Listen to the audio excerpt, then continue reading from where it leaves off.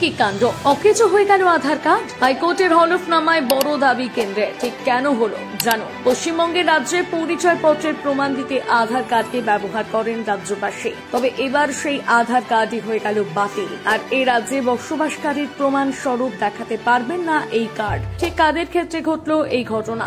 সম্প্রতি এই সংক্রান্ত মামলার শুনানি হয় কলকাতা হাইকোর্টে। মামলার শুনানিতে কেন্দ্র এই বিষয়ে বিস্তারে এক হলফনামা প্রকাশ করেছে। কেন্দ্রের জমা দেওয়া হলফনামা অনুযায়ী জানা গিয়েছে যে সব বিদেশি নাগরিক ও দেশে থাকার জন্য পর্যাপ্ত তথ্য দিচ্ছেন না, তাদের আধার বাতিল হচ্ছে। দেশের নিরাপত্তার কথা চিন্তা করে এই পদক্ষেপ নেওয়া হচ্ছে বলে হলফনামায় উল্লেখ করেছে কেন্দ্রীয় সরকার। পর্যাপ্ত নথি ছাড়াও বেআইনি ভাবে থেকে যাওয়া বিদেশি নাগরিকদের ক্ষেত্রেও বাতিল হবে আধার কার্ড। পাশাপাশি আধার ডেটাবেস থেকে এই শনাক্ত করার কাজ করা হচ্ছে বলে দাবি। শুধু তাই নয়, যারা বেআইনি ভাবে আছেন তাদের নিজেদের দেশে পাঠিয়ে দেওয়ার প্রক্রিয়াও করা হচ্ছে বলে কলকাতা হাইকোর্টে জমা দেওয়া হলফনামায় উল্লেখ করা হয়েছে। অন্যদিকে জাল নথি দিয়ে যারা আধার কার্ড বানিয়ে দেশে রয়ে গিয়েছে তাদের খোঁজার কাজও দেশের গোয়েন্দা বিভাগ চালাচ্ছে বলেও জানানো হয়েছে। প্রসঙ্গত, চলতি বছরের মার্চ মাস কলকাতা হাইকোর্টের প্রধান বিচারপতি টি.এস. শিবজ্ঞানম এবং বিচারপতি হিরণময় ভট্টাচার্যের ডিভিশন বেঞ্চে এক মামলা দায়ের হয়। Joint forum